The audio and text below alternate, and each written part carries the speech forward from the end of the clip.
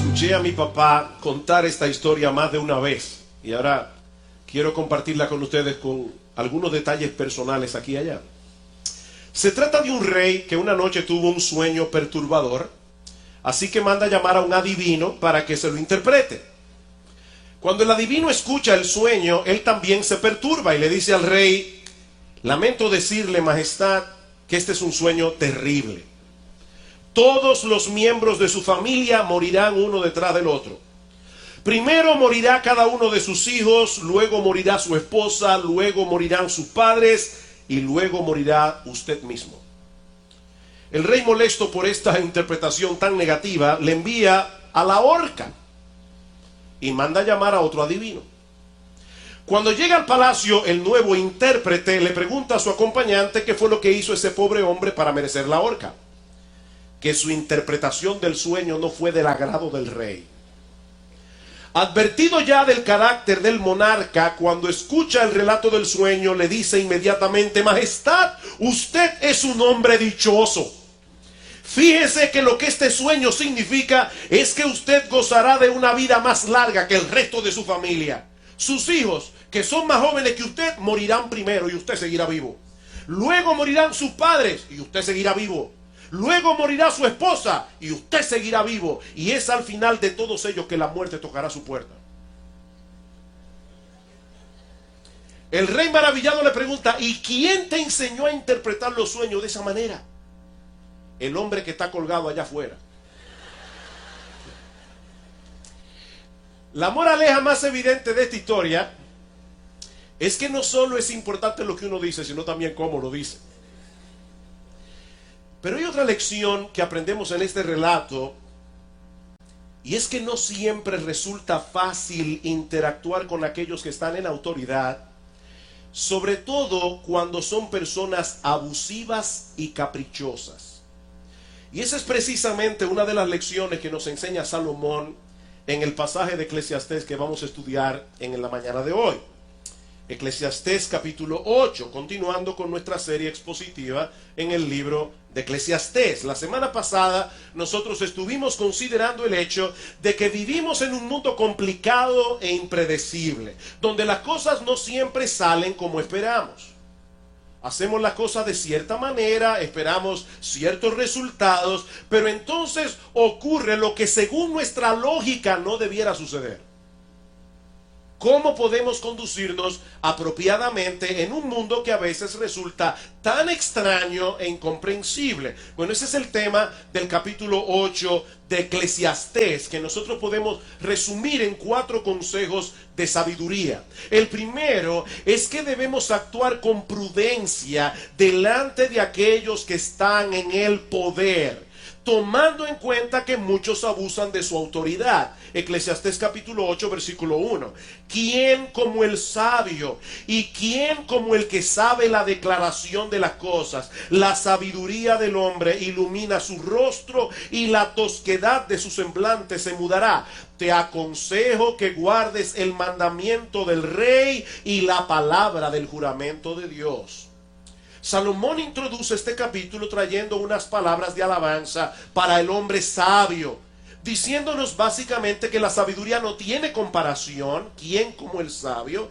Que la sabiduría nos ayuda a solucionar algunos de los enigmas que encontramos en esta vida, y que el hombre sabio es transformado aún en su semblante por su sabiduría.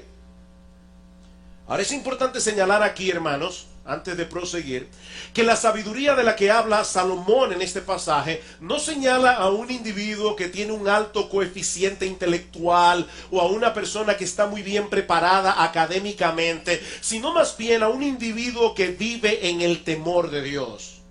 Una persona que vive en el temor de Dios. El principio de la sabiduría es el temor del Señor, dice Salomón en Proverbios capítulo 1, versículo 7. Este tipo de temor del que habla Salomón aquí es una mezcla de asombro, reverencia, amor, admiración por la persona de Dios. Aquel que vive en el temor de Dios reconoce que Él es un Dios perfectamente santo, un Dios perfectamente justo, digno de ser reverenciado, adorado, obedecido, servido, amado.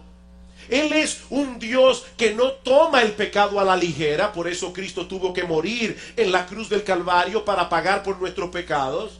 Pero es al mismo tiempo un Dios bueno, un Dios perdonador, un Dios que nos recibe cuando venimos humillados a Él en arrepentimiento y fe, confiando únicamente en la obra redentora de Cristo en la cruz del Calvario. De modo que el hombre sabio es aquel que vive conscientemente en la presencia de ese Dios que se revela en la Biblia y que actúa en consecuencia. Él sabe cómo aplicar los principios de las Escrituras en medio de circunstancias difíciles, y él sabe cómo ampararse en el perdón del Evangelio cuando él mismo es atrapado en su propia necedad. Recuerden lo que decía Salomón en el capítulo 7: no hay hombre sabio que haga siempre el bien y nunca peque. Aún los sabios pecan. Pero el hombre sabio no se queda postrado en su pecado. El hombre sabio se aplica el poder del Evangelio. Es por eso que Salomón nos dice aquí que ese tipo de sabiduría ilumina el rostro y transforma la tosquedad del semblante, como dice en el versículo 1. Porque ese tipo de temor, contrario a lo que muchas personas piensan, trae gozo al corazón. El temor de Dios produce gozo en el corazón. ¿Y saben lo que pasa cuando el corazón está contento? Dice en Proverbios capítulo 15 versículo 13 que el corazón alegre hermosea el rostro. El corazón alegre hermosea el rostro. Matthew Parris es un periodista inglés nacido en África, que a pesar de ser ateo, escribió un artículo para el Times con un título sumamente interesante. Escuchen el título de este artículo de Parris: ¿por qué África necesita a Dios? A pesar de su ateísmo, Parris tuvo que admitir que el cristianismo hace una diferencia tangible en las vidas de las personas que él conoció desde que era un niño en Malawi y en otros países de África. Y él no solo admiraba la buena obra que los cristianos hacían para cuidar a los pobres, a los enfermos, sino que también le llamaba la atención la forma como los cristianos se veían.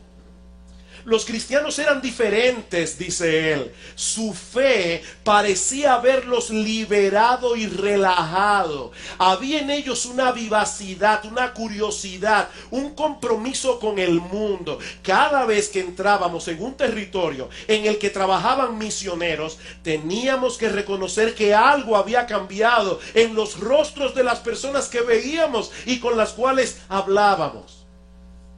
Lamentablemente debemos reconocer que muchas veces los que profesan ser cristianos muestran ante el mundo una imagen muy diferente del evangelio en el que dicen creer. Ellos van por la vida con una cara de busto de Beethoven. ¿Han visto el busto de Beethoven? Hay personas que van por la vida como si estuvieran cargando el Empire State. Ellos van por la vida con una cara de busto de Beethoven, pero eso no es lo que el texto dice. Por eso es que ese rostro no es muy atractivo para el mundo incrédulo. Había una niña que oraba al Señor y le decía: Señor, yo te pido que hagas que los malos se vuelvan buenos y que los buenos se vuelvan amables. Eso es lo que la verdadera sabiduría produce en el corazón y en la cara del hombre sabio. Pero ahora Salomón quiere animarnos a conducirnos con sabiduría en las diferentes circunstancias de la vida, incluyendo el hecho de tener que lidiar con aquellos que están en autoridad. Versículo 2: te aconsejo que guardes el mandamiento del rey y la palabra del juramento de Dios. Noten, hermanos, que la primera razón que Salomón nos da para ser leales y obedientes a la autoridad del gobierno no es pragmática, es teológica. Es teológica. Debemos obedecer al gobierno civil porque somos responsables ante Dios de su obediencia. ¿Escucharon bien, hermanos? Nosotros somos responsables ante Dios de obedecer al gobierno.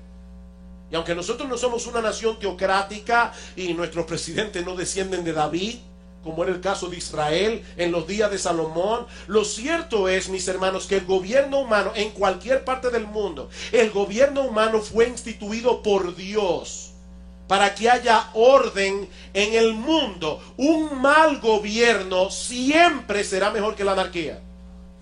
Un mal gobierno siempre será mejor que la anarquía. De manera que la obediencia a las autoridades civiles es a final de cuentas un problema religioso. Ese es el argumento de Pablo en Romanos capítulo 13. Y recuerden que cuando Pablo escribió la carta a los romanos, el mundo entero estaba bajo el gobierno del imperio romano. Y sus césares eran en muchos casos terriblemente inmorales, eran tratados como dioses. Y aún así Pablo escribe en Romanos 13, sométase toda persona a las autoridades superiores. Porque no hay autoridad sino de parte de Dios, y las que hay por Dios han sido establecidas. De modo que quien se opone a la autoridad, a lo establecido por Dios, resiste. Y los que resisten acarrean condenación para sí mismos. Por supuesto, si la autoridad del gobierno proviene de Dios, eso quiere decir que es una autoridad delegada. De manera que tan pronto haya un conflicto entre la autoridad del gobierno y la autoridad de Dios, entonces, hermanos, tenemos que obedecer a Dios antes que a los hombres, como dice Pedro en Hechos capítulo 5, versículo 29. Y eso no solo se aplica a la relación que tenemos con el gobierno. Se puede extender a cualquier tipo de relación donde haya una persona en autoridad sobre otras que están bajo su autoridad. El esposo sobre la esposa, los hijos sobre los padres sobre los hijos, el empleador sobre el empleado. Mis hermanos, nosotros estamos viviendo en una época donde los héroes son aquellos que no se someten a la autoridad. El héroe de nuestra generación es tipo Jack Bauer, para los que han visto 24. Nunca se somete a las reglas y él es el que gana siempre. Pero eso no es lo que la Biblia enseña. El respeto a la autoridad no es una señal de debilidad, hermanos. Debemos respetar la autoridad y debemos obedecerla a menos que entre en conflicto con la autoridad de Dios. Ahora, ¿qué sucede cuando no estamos de acuerdo con la orden que recibimos de parte de la autoridad establecida? Bueno, ese es el tipo de situación que Salomón parece abordar en el versículo 3. No te apresures a irte de su presencia, del rey, ni en cosa mala persistas, porque él hará todo lo que quiere. Ahí es donde necesitamos la sabiduría que viene de Dios para saber cómo actuar. Y sobre todo cuando estamos delante de alguien que tenía el nivel de autoridad que tenían los reyes en aquellos días. Un individuo que se retiraba de la presencia del rey, mostrando su desacuerdo con la orden que había recibido, probablemente estaba sellando su sentencia de muerte. La autoridad de estos hombres no se compara con la de los presidentes en el día de hoy. Así que Salomón le está diciendo a este individuo: no actúes precipitadamente. Esa es la idea. Piensa bien lo que vas a hacer. Miren, mis hermanos, puede llegar un momento en que no tengamos más opción que desobedecer. Yo quiero dejar esto bien claro, hermanos. Puede llegar un momento en que nosotros no tengamos otra opción que desobedecer la autoridad del gobierno, aunque eso nos cueste la vida. Es interesante notar que tanto Pablo como Pedro escribieron acerca del respeto y la obediencia que le debemos a la autoridad del rey. Sin embargo, tanto Pablo como Pedro murieron martirizados por no obedecer al rey.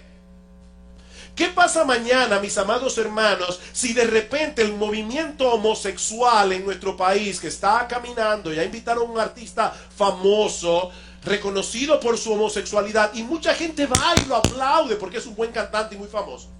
No tienen discernimiento.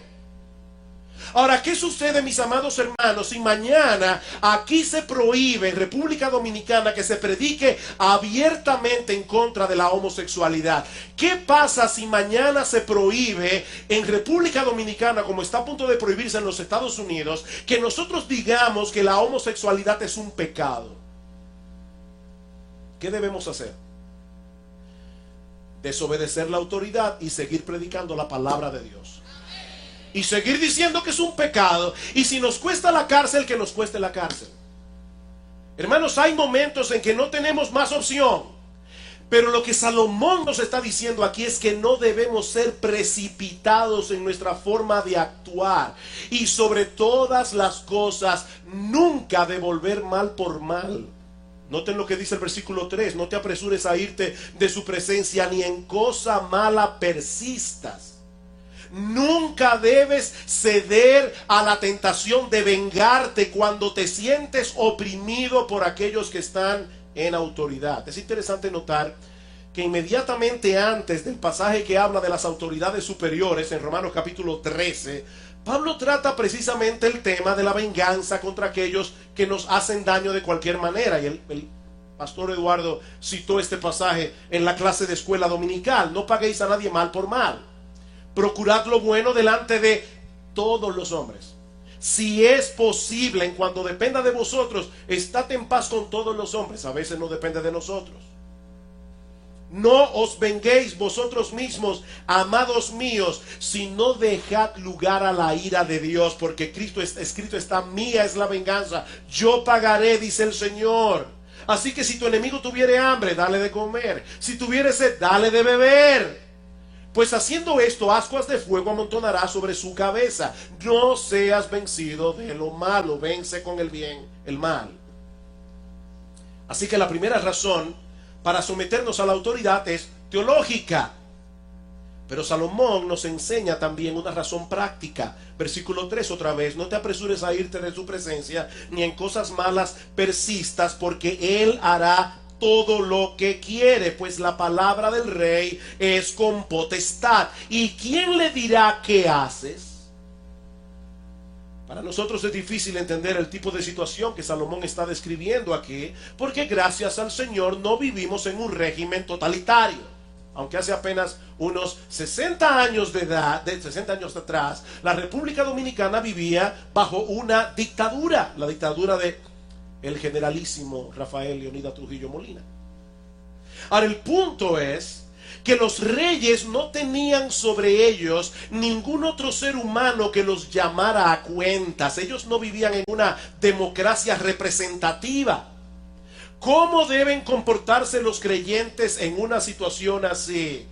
Obedeciendo en la medida de lo posible y tratando de discernir con sabiduría cuál es el mejor curso de acción en ese momento específico. Versículo 5: el que guarda el mandamiento del rey no experimentará mal, y el corazón del sabio discierne el tiempo y el juicio. Esta no es una promesa absoluta, pero hermanos, generalmente hablando, la obediencia cosecha buenos resultados. Generalmente hablando, la obediencia cosecha buenos resultados. Y otra vez tenemos que pensar en Romanos capítulo 13. ¿Qué dice Pablo allí? Que los magistrados no están para infundir temor al que hace el bien, sino al malo. ¿Quieres pues no temer la autoridad? Haz lo bueno y tendrás alabanza de ella. La autoridad está supuesta a castigar a los que violan la ley. Ahora, hermanos, la realidad del mundo en que vivimos es que no siempre es así. La autoridad está supuesta a castigar al que hace el mal, pero la verdad es que no siempre es así. De manera que el hombre sabio tendrá que considerar con cuidado cuál es el mejor curso de acción en cada caso. Yo no puedo darles hoy un principio que funcione para todo, porque ese principio no existe. Nosotros tenemos que decir: Señor, en este momento, ¿qué hago? ¿Qué hago aquí? En Mateo capítulo 22, versículo 15, se narra un episodio que ilustra perfectamente esta enseñanza. Los fariseos quieren arrinconar a Jesús, llevarlo a caer en una trampa, y le preguntan si era legítimo que los judíos le dieran tributo al César. Es decir, ¿es correcto que nosotros, el pueblo de Dios, le paguemos tributo, impuesto al romano opresor? Eso en buen dominicano era un gancho. Si Jesús respondía que sí, sí debemos pagar impuestos, los judíos se iban a molestar con él. Si decía que no, lo iban a acusar de ser un revoltoso ante las autoridades romanas. Ahora, supongamos por un momento, hermano, porque todos conocemos ese texto bíblico. Supongamos por un momento que ese texto no estuviera en la Biblia, así que ninguno de nosotros sabría la respuesta correcta a la pregunta. ¿Qué hubieras respondido tú? ¿Qué hubieras respondido tú? ¿A cuál de los dos grupos te hubieras tirado en contra? Porque ese era el dilema que tenía Jesús aquí. ¿A cuál de los dos grupos desagrado? Jesús sabía lo que había detrás de la pregunta, pero Jesús, conociendo la malicia de ellos, les dijo: ¿por qué me tentáis, hipócritas? Mostradme la moneda del tributo. Y ellos le presentaron un denario. Entonces le dijo: ¿de quién es esta imagen y la inscripción? Le dijeron: de César. Y Jesús le dijo: dad pues a César lo que es de César, y a Dios lo que es de Dios. Hermanos, ese es el tipo de sabiduría que Salomón está recomendando en nuestro texto. Ahora, hay otro pasaje interesantísimo en los evangelios, cuando los fariseos y los herodianos, que se odiaban entre sí, pero el enemigo de mi enemigo después resulta ser mi amigo. O sea, los herodianos y los fariseos no se podían ver, pero ambos odiaban a Jesús. Así que los herodianos y los fariseos hacen una reunión y comienzan a confabular a ver cómo pueden destruir a Jesús. ¿Saben lo que hizo Cristo? Dice en Marcos capítulo 3 versículo 7 que se retiró al mar con sus discípulos. En otras palabras, mis hermanos, el Señor Jesucristo sabía discernir cuándo enfrentar a sus enemigos y cuándo era el momento apropiado para retirarse de la contienda. Eso es sabiduría. Porque para todo lo que quisieres hay tiempo y juicio, dice en el versículo 6. El Señor advierte a sus discípulos en Mateo capítulo 10, versículo 16. He aquí yo os envío como a ovejas en medio de lobos. Sed pues prudentes como serpientes y sencillos como palomas. Hermanos, debemos ser prudentes. Nosotros somos ovejas en medio de lobos. La buena noticia es que Dios ha prometido dar sabiduría a los que la pidan. Si alguno tiene falta de sabiduría, Santiago 1:5, pídala a Dios. Él la dará abundantemente y sin reproches. Y nosotros tenemos que muchas veces venir delante de Dios y decir: Señor, yo no sé qué hacer. Una esposa con un esposo inconverso que le está pidiendo algo que ella no puede hacer. Señor, ¿qué hago? ¿Cómo le digo que no? Señor, dame sabiduría. Debemos actuar con prudencia en este mundo peligroso en que vivimos. Pero Salomón sabía que las cosas no siempre salen como esperamos. Aún obedezcas a la autoridad. Este es un mundo caído, hermanos. Y muchas veces haciendo lo correcto las cosas nos salen mal. ¿O no es así? De ahí el segundo consejo que encontramos en este pasaje. Y es que debemos aceptar con mansedumbre y confianza aquello que no podemos cambiar. Debemos aceptar con mansedumbre y confianza aquello que no podemos cambiar. Versículo 6. Porque para todo lo que quisieres hay tiempo y juicio, porque el mal del hombre es grande sobre él, pues no sabe lo que ha de ser y el cuándo haya de ser. ¿Quién se lo enseñará? Tú actúas de cierta manera, eres una persona sabia, eres una persona prudente, pero ¿sabes una cosa? Tú no sabes cómo va a reaccionar el que tenga autoridad.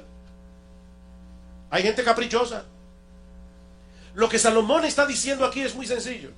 Nadie sabe con seguridad lo que va a suceder en el futuro. Nadie. Así que no siempre podemos estar preparados para las cosas que vendrán sobre nosotros en el transcurso de esta vida. Mis hermanos, la vida de un hombre puede cambiar en un segundo. En un segundo, una enfermedad, un accidente, la muerte de un ser querido, son cosas que cambian el curso de nuestra existencia para siempre. Y algunas personas quisieran tener el control. Bueno, para ser más exactos, yo creo que todos queremos tener el control. Nosotros quisiéramos tener el plano en la mano y saber cómo va a ser cada cosa. Pero ¿saben algo, mis hermanos? Lo cierto es que nosotros no tenemos el control. Tú no controlas nada, eso es una ilusión. No tenemos control, no conocemos el futuro. De hecho, tampoco tenemos control sobre el presente. Versículo 8. No hay hombre que tenga potestad sobre el espíritu para retener el espíritu. No me voy a morir. Ajá. O sea, tú puedes decidir que tú no te mueres hoy, No tenemos potestad sobre el espíritu para retener el espíritu, ni potestad sobre el día de la muerte. Y no valen armas en esa guerra, ni la impiedad librará al que la posee. Mira, mi hermano, mi amigo que estás aquí en esta mañana, tú puedes hacer todo lo que tú quieras, pero todos tenemos una cita con la muerte. Y nadie llegará tarde a esa cita ni por un segundo. Todos tenemos una cita. El cineasta Woody Allen dijo una vez en tono de broma: yo no temo morir, simplemente que no quiero estar allí cuando suceda. Pero Él estará allí cuando suceda. Y tú y yo también. No es la muerte del vecino, es la muerte tuya. Todos vamos a estar allí. Y cuando llegue ese momento, no importa cuán poderoso pudo haber sido un hombre en esta tierra, no importa cuánto haya pecado y haya hecho su voluntad en este mundo, que es lo que dice en el versículo 8, la impiedad no librará al que lo posee. No importa, hermanos, todos tendremos que comparecer ante el tribunal de Dios para dar cuenta de nuestra vida. Es con esa conciencia que los cristianos podemos descansar tranquilos. A pesar de las injusticias que se cometen en el mundo, versículo 9, todo esto he visto y he puesto mi corazón en todo lo que debajo del sol se hace. Hay tiempo en que el hombre se enseñorea del hombre para mal suyo. Eso no lo podemos impedir. Hay tiempo que Dios en su providencia permite que algunos hombres se enseñoreen sobre otros hombres para hacer mal. Esa es una terrible realidad en este mundo caído. Pero ¿saben qué, mis amados hermanos? Nuestro Dios todopoderoso reina aún por encima de todos los reyes de la tierra. Así que el día llegará cuando todas las cosas en este mundo van a funcionar al derecho. Ese día llegará. ¿Qué debemos hacer mientras tanto? Bueno, eso nos lleva al tercer consejo de nuestro pasaje. Debemos ser prudentes cuando estamos lidiando con la autoridad. Debemos aceptar con mansedumbre y confianza. Hay cosas que nosotros no podemos cambiar, están en las manos de Dios. Pero en tercer lugar, y este consejo sí que le puede resultar extraño a algunos, debemos aprender a disfrutar de la vida que Dios nos da a pesar de las injusticias que encontramos en este mundo caído. Debemos aprender a disfrutar de la vida que Dios nos da a pesar de las injusticias que se cometen en este mundo caído. Versículo 10. Asimismo, he visto a los inicuos sepultados con honra, mas a los que frecuentaban el lugar santo fueron luego puestos en olvido en la ciudad donde habían actuado con rectitud. Esto también es vanidad. Este es un ejemplo claro de injusticia. Se muere un individuo reconocido por su maldad, pero es enterrado con honra como si fuera un dechado de virtudes. Me vino a la mente leyendo este texto el funeral de Don Corleone. Ahí está Michael Corleone, un mafioso, en el entierro de su padre, y todo el mundo va a rendirle pleitesía, y entran los carros en el cementerio con esas coronas de flores. Se murió una personalidad. Recuerdo haber oído a un niño que estaba en el cementerio con su mamá, y de repente comienzan a hablar del muerto y todas las virtudes que el muerto tenía, y el niño le dijo: mami, parece que nos equivocamos de entierro. Pues el niño conocía muy bien al hombre. Hermanos, cuando una persona como esta se muere, murió un santo. Dice Salomón: esto es vanidad. Yo he visto inicuos enterrados con honra. Versículo 11: por cuanto no se ejecuta luego sentencia sobre la mala obra, el corazón de los hijos de los hombres está en ello dispuesto para hacer el mal. Algunos comentaristas entienden que Salomón se está refiriendo aquí a lo que sucede en muchos tribunales humanos. Los malos no reciben el castigo que merecen. ¿Y saben lo que ocurre en una nación donde la justicia se puede comprar? Donde los malos no reciben el castigo que merecen, que eso incentiva que se haga más mal. Por eso es que yo personalmente y porque creo que la Biblia así lo enseña, hermanos, yo estoy a favor de la pena capital en ciertos casos. Yo creo que hay ciertas personas a las que debieran fusilarlas. Ay, pero qué falta de amor. No, es por amor a la ciudadanía. Porque cuando tú proteges al malhechor, estás yendo en contra del inocente. No, la Biblia habla de la pena capital. En ciertos casos, repito. Cuando los tribunales no hacen lo que tienen que hacer, están incentivando la maldad. Hay un proverbio español que dice que las leyes son como las telas de araña, atrapan a las moscas y dejan escapar a los halcones. Y Robert Frost, poeta Robert Frost, define un jurado en el sistema judicial norteamericano como 12 personas escogidas para decidir quién tuvo el mejor abogado. No para que se haga lo correcto, es para ver quién tuvo el mejor abogado. Mis hermanos, en los tribunales humanos se cometen muchas injusticias. Ahora, hay otras personas, y personalmente yo tiendo a pensar así, que enseñan que este versículo no se refiere a los tribunales humanos, sino a Dios. Sino a Dios. Como Dios no castiga de inmediato la maldad de los hombres, estos presuponen erróneamente que no recibirán el castigo que merecen y siguen haciéndolo mal. Mucha gente se pregunta, ¿por qué Dios permite que los malos se salgan con la suya y no los envía al infierno de una vez? ¿Alguna vez tú has pensado así? Bueno, déjame decirte algo. Si alguna vez ese pensamiento te ha pasado por la cabeza, yo quiero que tú vuelvas a pensar lo que estás diciendo, porque si Dios hiciera eso, todos aquí estaríamos muy mal parados. Gracias al Señor que Él soportó por algún tiempo nuestras maldades antes de venir a Cristo en arrepentimiento y fe, porque de lo contrario no habría esperanza para nadie. ¿Saben cuál es el problema? El problema es que todos nosotros queremos que se haga justicia con el otro,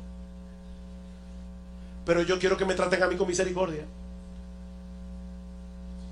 Pero es por su paciencia y por su misericordia que muchos Saulos de Tarso terminan convertidos, como el apóstol Pablo, predicando el evangelio que en una ocasión aborrecían. Así que gracias a Dios por su paciencia. Gracias a Dios por su misericordia. Sin embargo, la paciencia de Dios tiene un límite. La paciencia de Dios tiene un límite. Amigo, óyeme tú que estás aquí sentado en esta mañana. Hay una línea invisible que nadie sabe dónde está trazada, que un pecador pasa y después que la pasa no hay marcha atrás. Y no sabemos dónde está esa línea.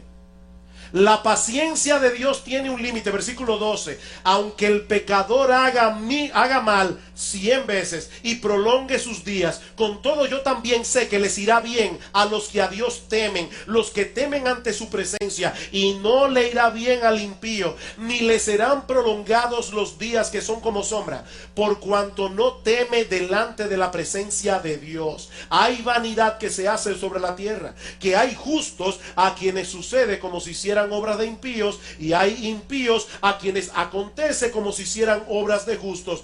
Digo que esto también es vanidad. Me encanta la realidad, el realismo de la Biblia. Las cosas en este mundo de inmediato no resultan como nosotros quisiéramos. Ahora Salomón está diciendo aquí, eso no significa que el impío se saldrá con la suya. Aunque viva una vida más larga que la de muchos creyentes, aunque cometa impunemente un montón de crímenes, algún día tendrá que comparecer delante del tribunal de Dios. Esta semana estaba visitando a una joven en la clínica, y ella estaba en una habitación donde había otra joven. Resulta que a esa joven trataron de asaltarla. Y como los asaltantes no pudieron con ella porque salió corriendo, uno de ellos le tiró un machete, le dio en la pierna, le cortó la femoral y hubo que amputarle la pierna. Yo inmediatamente pensé, y todavía hay mucha gente que duda de que existe el infierno. Honestamente, mis hermanos, si la historia humana no concluyera en un juicio donde cada persona recibirá lo que merece, este mundo es una broma muy pesada. Si la historia humana no termina en un juicio, mis hermanos, este mundo sería una broma muy pesada. Pero lo cierto es que la historia humana termina en un tribunal. Dice en Hebreos capítulo 9, versículo 27, que está establecido para los hombres, está establecido por Dios, que mueran una sola vez. Mi amigo, óyeme bien, no hay reencarnación. Que mueran una sola vez y después de esto, no una luz y un túnel. Todo el mundo vio una luz y un túnel. Olvídate de la luz, olvídate del túnel. Está establecido para los hombres que mueran una sola vez y después de esto, el juicio. La única luz que verás es la de la gloria de Dios en su tribunal. Dice en Gálatas capítulo 6, versículo 7, Dios no puede ser burlado. Dios no puede ser burlado. Todo lo que el hombre sembrare, eso también segará. Así que, y aquí llegamos a la parte extraña de este texto, podemos esperar pacientemente en la justicia de Dios y mientras tanto disfrutar de los buenos dones que Él nos da. Versículo 15. Por tanto alabé yo la alegría. ¿Ven la conclusión de Salomón? Yo alabé la alegría que no tiene el hombre bien debajo del sol, sino que coma y beba y se alegre, y que esto le quede de su trabajo los días de su vida que Dios le concede debajo del sol. Algunos leen este versículo como si Salomón lo hubiera escrito en un tono de resignación. O sea, como este mundo es tan injusto, goza todo lo que puedas mientras puedas, porque no hay nada más. Y yo no creo personalmente que Salomón escribió este versículo en ese tono. Yo creo que estas palabras son muy similares a la que ya hemos visto en este estudio de Eclesiastés una y otra vez, donde Salomón nos invita a disfrutar de las buenas cosas que Dios nos da, a pesar de las dificultades, a pesar de las paradojas que nosotros encontramos en este mundo tan complicado. Eclesiastés capítulo 2. Versículo 24. No hay cosa mejor para el hombre, sino que coma y beba y que su alma se alegre en su trabajo. También he visto que esto es de la mano de Dios. ¿Escucharon bien, hermanos? Dios, como hemos dicho muchas veces, Dios no es un matagozo cósmico. Él nos da las cosas para que las disfrutemos. Versículo 26. Porque al hombre que le agrada, Dios le da sabiduría, ciencia y gozo al hombre que le agrada. Capítulo 3, versículo 12. Yo he conocido que no hay para ellos cosa mejor que alegrarse y hacer bien en su vida. Y también que es don de Dios que todo hombre coma y beba y goce el bien de toda su labor. Eso es un don de Dios. Eclesiastés capítulo 5, versículo 18. He aquí pues el bien que yo he visto, que lo bueno es comer y beber y gozar uno del bien de todo su trabajo con que se fatiga debajo del sol, todos los días de su vida que Dios le ha dado, porque esa es su parte. Esa es su parte. Asimismo, a todo hombre a quien Dios, no el diablo, Dios da riquezas y bienes y le da también facultad para que coma de ellas y tome su parte y goce de su trabajo. Esto es un don de Dios. Esto es un don de Dios. Así que, mis hermanos, yo creo que lo que Salomón está diciendo aquí es: deja en las manos de Dios el gobierno de este mundo. Espera pacientemente que Él haga justicia en su momento oportuno y disfruta al mismo tiempo de las cosas que Él nos da de pura gracia, porque Él las da para que las disfrutemos, como dice Pablo en 1 Timoteo 6:17. Dios nos da las cosas en abundancia para que las disfrutemos. Hay personas que no pueden vivir tranquilas. Abren los periódicos por la mañana y se amargan el día entero. ¿Y cómo es posible? ¿Y cómo es posible? Y Salomón está diciendo: óyeme bien, tú no vas a poder poner el mundo al derecho. Déjale eso a Dios. Déjale eso a Dios en sus manos. Él se encargará en su momento. Él sabe lo que Él, créeme, Él sabe lo que Él está haciendo. Y mientras tanto, disfruta de lo que Dios te da. Disfruta de lo que Dios te da. En lo que el hacha va y viene. Pero debemos aceptar de que aún las personas más sabias no pueden entender del todo los caminos de Dios. Y ese es el último consejo que encontramos en este pasaje y que veremos mucho más brevemente. Debemos aceptar el hecho de que aún las personas más sabias no pueden entender del todo los caminos de Dios. Capítulo 8, versículo 16. Yo pues dediqué mi corazón a conocer sabiduría y a ver la faena que se hace sobre la tierra. Porque hay quien ni de noche ni de día ve sueño en sus ojos, y he visto todas las obras de Dios, que el hombre no puede alcanzar la obra que debajo del sol se hace. Por mucho que trabaje el hombre buscándola, no la hallará. Aunque diga el sabio que la conoce, no por eso podrá alcanzarla. Créeme, mi hermano, mientras más rápido aceptes este hecho, mejor será para tu salud mental y espiritual. Los juicios de Dios son insondables y los caminos de Dios son inescrutables. Romanos 11:33. Por más que te afanes, nunca podrás entender la mente de Dios. Hermanos, si nosotros pudiéramos entender a Dios perfectamente, Él sería de nuestro tamaño.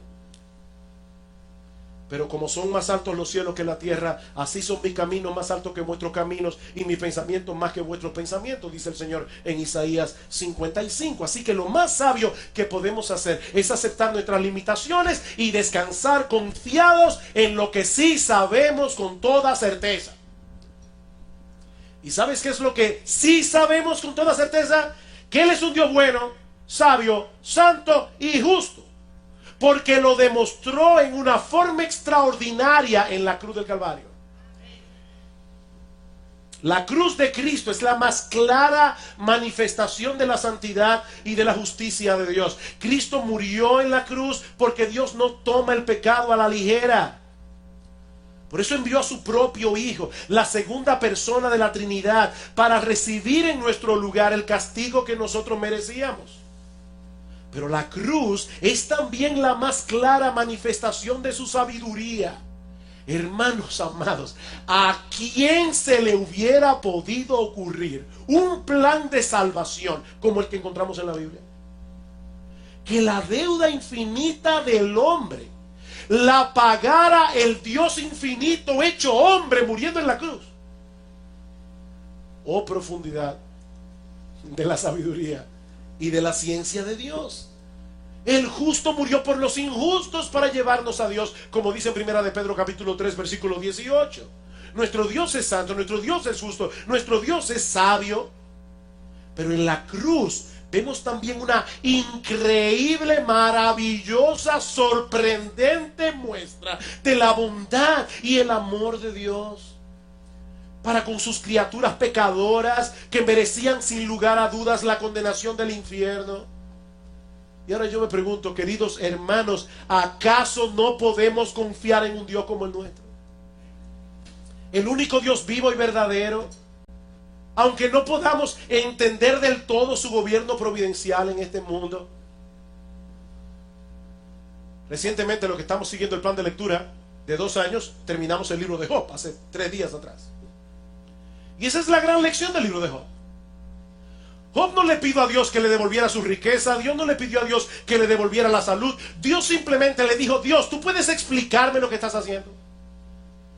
Es todo lo que te pido. ¿Por qué tú me estás tratando así? Y al final Dios le dice: ciñe como varón tus lomos, yo te preguntaré, tú me responderás. ¿Dónde estabas tú cuando yo fundaba la tierra? Yo te pedí consejo a ti para hacer el universo. Y Job tuvo que decir: de oídas te había oído, ahora mis ojos te ven. Es como si Dios le dijera a Job: Job, ¿tengo yo que destapar el velo y explicarte cada cosa y cada detalle para que tú puedas confiar en mí? Total, que si se lo explicaría, tampoco lo entendería. Sí, hay muchas cosas que nosotros no entendemos en el modo de obrar de Dios. Pero mis hermanos, la gran lección de este capítulo de Eclesiastés es que las cosas que sí entendemos son suficientes para descansar confiados en su santa, soberana y sabia voluntad. Podemos descansar en Dios. Ahora hay una cosa más. que quiero añadir muy brevemente, sobre todo para aquellos que están de visita en medio nuestro. Hoy hemos hablado de los reyes caprichosos que abusan de su poder y que se enseñorean de los hombres para su mal, como dice en el versículo 9. Pero yo no quisiera, mi amigo, terminar este mensaje sin presentarte a otro rey. Yo quiero dejar en tu mente y en tu corazón a otro rey, a uno que posee suprema autoridad sobre todas las cosas que Él ha creado, incluyendo a los soberanos de este mundo, y cuyo reino no tendrá fin. Ese rey es Jesucristo, que por amor a pecadores se humilló hasta lo más bajo, muriendo en nuestro lugar en la cruz del Calvario, pero luego fue exaltado hasta lo sumo y se le dio un nombre que es por encima de todo nombre, para que en el nombre de Jesús se doble toda rodilla y toda lengua confiese que Jesucristo es el Señor, para la gloria de Dios el Padre. Mi amigo, algún día todos tendrán que postrarse ante ese rey y reconocer su señorío. Pero hoy se te está concediendo la oportunidad de que reconozcas el reinado de Cristo para tu salvación y no para tu condenación. Hoy se te está dando esa oportunidad. Él también se enseñorea sobre sus súbditos, porque Él es Señor, Él es Rey de reyes y Señor de señores. Pero siempre Jesús gobierna para hacernos bien. Siempre nos guía por sendas de justicia, por amor de su nombre. Mi amigo, ríndete en esta misma hora ante ese Rey. Y comienza a disfrutar de las bondades de tener sobre tu vida la suprema autoridad de un Rey como Jesús. Ven a Cristo en arrepentimiento y fe, clamando por el perdón de tus pecados, porque Él vino a darnos vida y vida en abundancia. Que el Señor bendiga hoy su palabra poderosamente y la aplique en los corazones de cada uno.